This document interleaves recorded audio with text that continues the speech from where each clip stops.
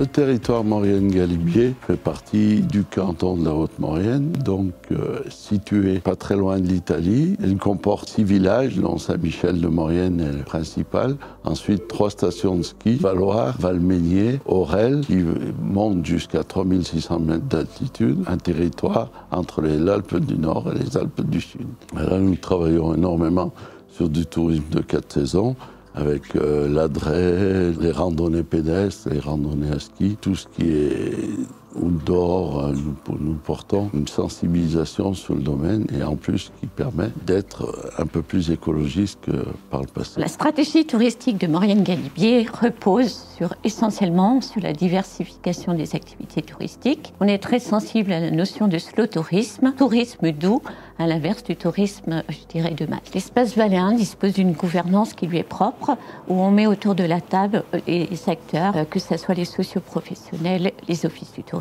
On met aussi autour de la table les financeurs, l'État, la région, le département et l'Europe, et bien sûr les porteurs de projets, que ce soit la communauté de communes, les communes ou éventuellement des porteurs privés pour un développement de nos territoires. Et nous travaillons énormément sur la diversification pour pouvoir travailler justement sur ces 4 saisons, en soutenant des projets intercommunaux et communaux du territoire.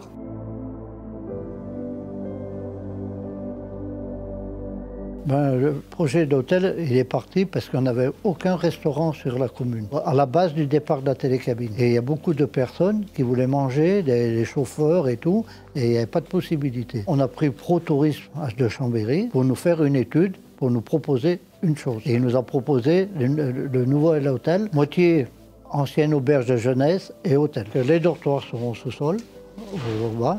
Dessus, il y aura la cuisine, les restaurants et tout, et les chambres particulières dessus. Il y aura des dortoirs pour que ce soit moins cher et ainsi de suite. Pour les gens qui passent, il y aura même un garage pour mettre les motos et les vélos. Il y avait le problème de la résidence des eaux d'Aurel, qui avait un restaurant, mais elle est ouverte que pendant la saison. Et nous, on voulait un restaurant à l'année, qui est ouvert à tout le monde. Hein.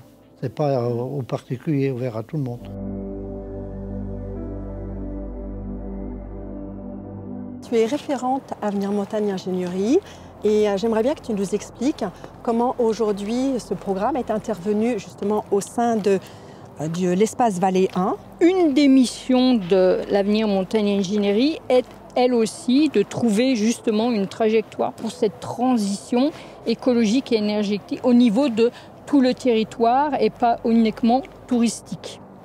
Donc nous avons essayé de trouver comment mettre en œuvre le plus rapidement quelque chose pour que les gens puissent déjà se l'approprier. Voilà, alors est-ce que tu pourrais nous parler un petit peu justement de ce projet des sentiers couleurs du temps? Donc les sentiers couleurs du temps, mettre en perspective le travail et, dirons-nous, des professionnels, mais aussi des habitants, en les incluant tout de suite dans la démarche. Mettre à l'honneur, je dirais, le patrimoine local, qu'il soit culturel, architectural ou même humain. On a 8 sentiers couleurs du temps sur tout le territoire, donc au moins dans chaque commune, plus 2 sur des hameaux. Et sur chacun des sentiers, il y a 3 ou 4, je dirais, postes sur lesquels les gens peuvent se poser, admirer un petit peu le paysage. Et puis, il y a des tables didactiques qui leur permettent de découvrir un petit peu comment dessiner, comment peindre. Et à côté de ça, il y a aussi une petite explication. Alors, tantôt, ça peut être une explication sur l'histoire de la chapelle, comme ici. Ça peut être aussi l'explication sur l'évolution de la forêt, pour que les gens découvrent un peu à la fois leur environnement et aussi l'histoire du territoire. Et il est très important de dire que les habitants ont participé à l'élaboration de ces panneaux explicatifs, puisque certains peintres amateurs ont montré leurs œuvres, d'autres ont donné les explications, que ce soit des explications historiques, architecturales ou autres. La transition, elle se fait vraiment avec les habitants. Et un projet comme ça, c'est un petit peu une symbolique justement de cette transition qui se fait avec les habitants, et notamment dans l'appropriation de leur territoire, de la transition de leur territoire.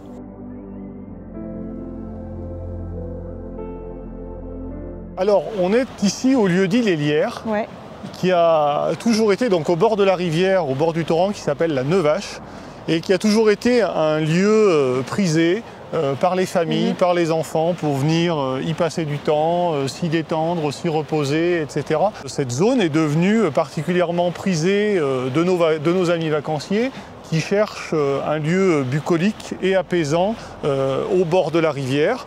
Et le conseil municipal a fait le choix d'y aménager une zone, on va l'appeler ludico-éducative, voilà, pour les familles, pour les enfants, et ce pour différentes tranches d'âge. Donc on a phasé le projet en 3 temps. En 2022, on a aménagé sur cette zone une aire de jeu qui se trouve sur notre gauche pour les enfants de 3 à 6 ans. En 2022, on a poursuivi cet aménagement de mobilier d'agrément et on y a également installé une aire de jeu pour des enfants de la tranche d'âge supérieure, les enfants de 6 à 15 ans.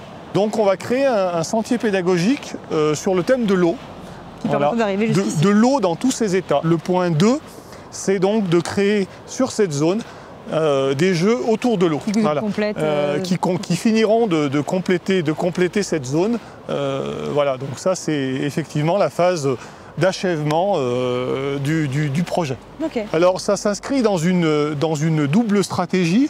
Ça s'inscrit premièrement dans une volonté d'offrir à nos clients, notamment de l'été et des périodes, je dirais, d'ailes de saison, de quoi une zone pour se retrouver, pour partager du temps, etc. Et ça s'inscrit également dans la stratégie portée par la communauté de communes Maurienne-Galibier, dans la stratégie Espace Valéen. On a voulu travailler sur un terrain resté naturel. C'est-à-dire qu'on n'a pas voulu trop anthropiser, on n'a pas voulu trop manipuler le terrain, le brasser, on a joué sur le terrain naturel.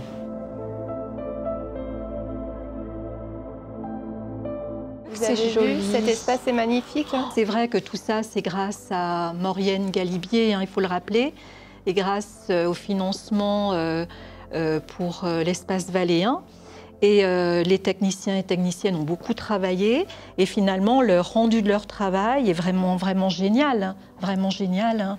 La destination Maurienne-Galibier, c'est pas uniquement cloisonné, hein, tu le sais.